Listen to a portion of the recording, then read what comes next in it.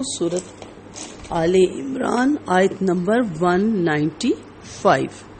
फस्तजाब लहुम रब्बुहुम अन्नी ला उज़ीउ अमला आमिलिम मिनकुम मिन ज़करिन औ उन्सा बाज़ुकुम मिन बाज़ फल्लज़ीना हाजरू व उख़रिजू मिन दियारिहिम व ऊज़ू फी सबीली व क़ातलू व क़ुतिलू लउकफ़िरन्न अन्नहुम सय्यिआतिहिम व लउदख़िलन्नहुम जन्नातिन तजरी मिन तहतिहल अन्हारु सवाबम मिन इंदल्लाहि वल्लाहु इंदहु हुस्नुस सवाब।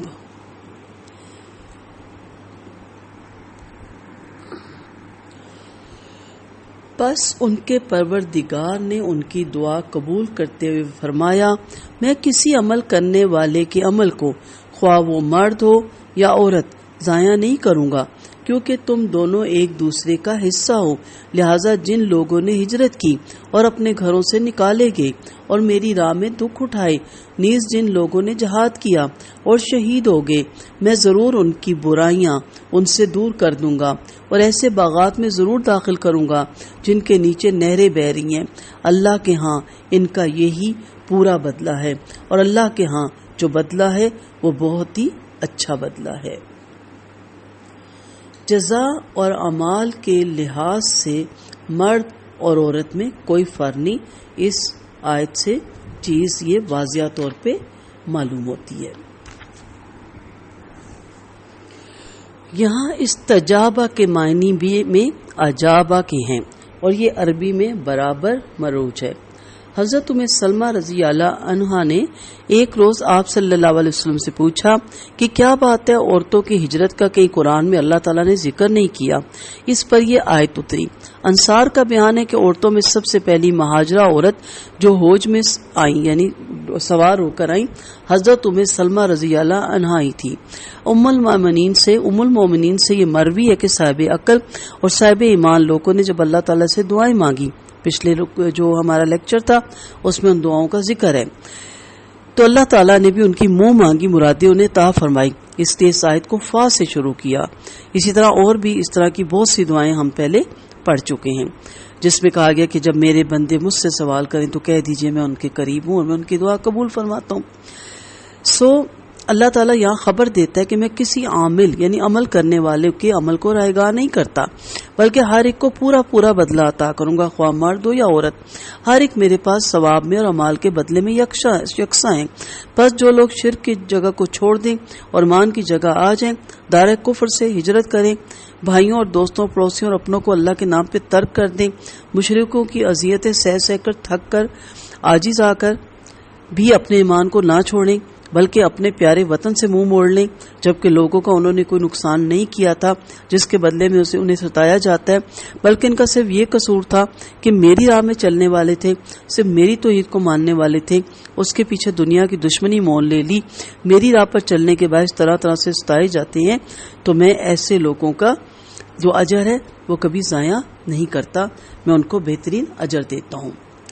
नबी करीम सल्लल्लाहु अलैहि वसल्लम का फरमान है, जन्नत में पहली जमात फुकारा और मुहाजिरीन की होगी जिनके जरिए मसाइब से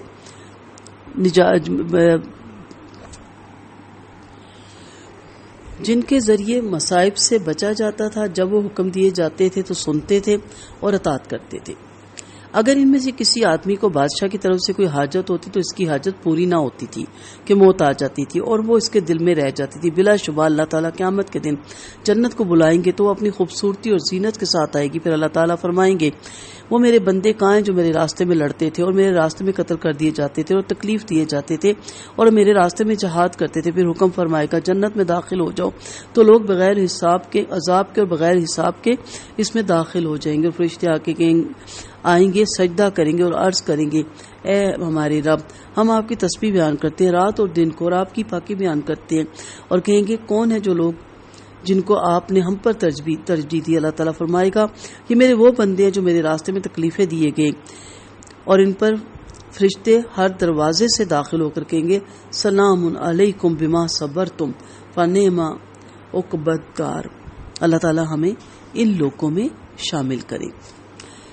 حضرت شداد بن اویس رضی اللہ عنہ فرماتے ہیں، لوگوں اللہ تعالیٰ کی قضا پر غمگین اور بے صبر نہ ہو جایا کرو۔ سنو، مومن پر ظلم جو اٹھایا جاتا ہے، اگر تمہیں ظلم اور جوار نہیں ہوتا، اگر تمہیں خوشی اور راحت پہنچے تو اللہ کی حمد اور اس کا شکر کرو، اور اگر برائی پہنچے تو صبر اور ضبط کرو، نیکی اور ثواب کی تمنا رکھو، اللہ تعالیٰ کے پاس بہترین اور پاکیزہ ثواب ہے۔ مرد اور عورت چونکہ دونوں ایک ہی نوع کے ہیں، کہا گیا بعضکم من بعض، لہذا نیک اعمال کا جس قدر بدلہ مردوں کو ملے گا اتنا ہی عورتوں کو ملے گا۔ جزائے اعمال کے لحاظ سے دونوں میں کوئی فرق نہیں، اور اس دنیا میں جو مرد کو بیوی پر فوقیت حاصل ہے اس کی وجہ دو ہے۔